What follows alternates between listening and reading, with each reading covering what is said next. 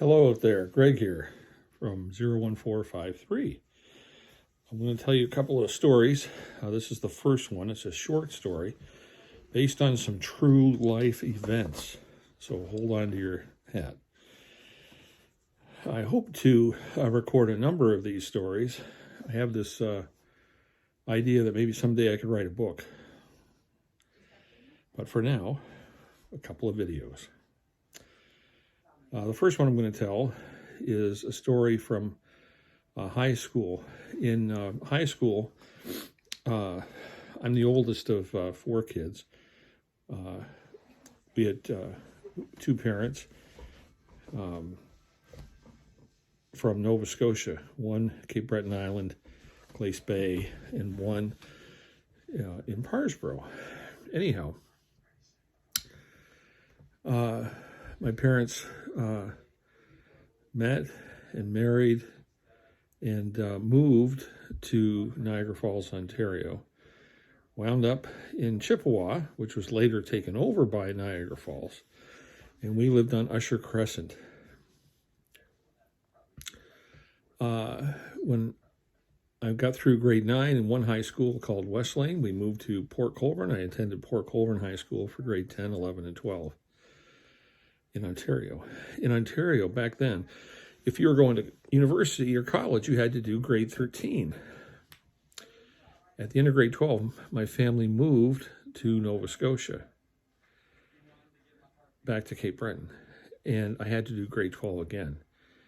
So to make a long story short, I have two grade 12 diplomas, one from Ontario and one from Nova Scotia.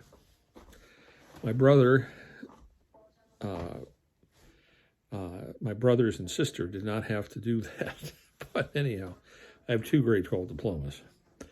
But in my second grade 12, back in Cape Breton Island in Port Hawkesbury, I played football. One of the reasons I played football is that I always liked the sport, and I thought it would be a great way to meet some guys in grade 12. And it was.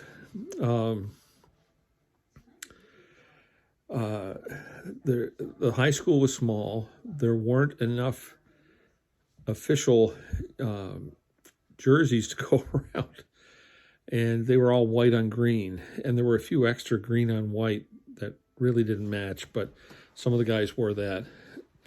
I played defensive tackle and offensive guard, defensive left tackle, offensive left guard. We didn't have a whole lot of boys on the team. My jersey was number 66, and my claim to fame playing football was that I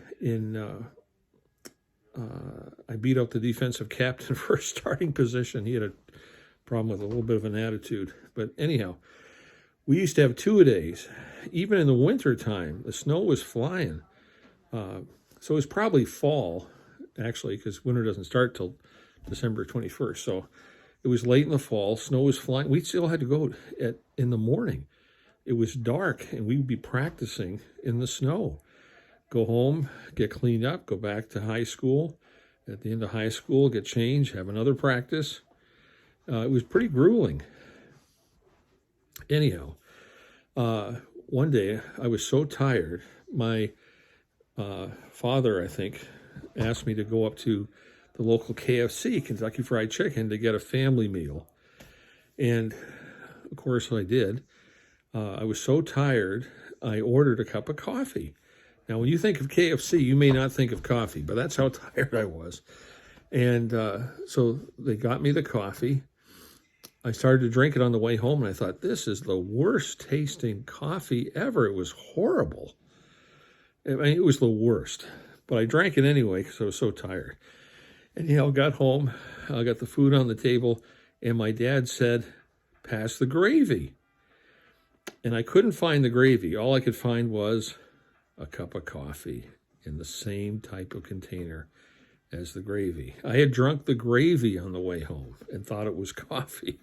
That's how tired I was. Now, our French teacher in grade 12 at Sarek in Port Hawkesbury, that was the same year that actually Colonel Harlan Saunders passed away. And we had a moment of silence in French class for Colonel Harlan Saunders the day after he died. And actually the local paper had like a quarter-page ad or a half-page ad, maybe it was a full-page, ad honoring Colonel Harlan Saunders. That's it for now.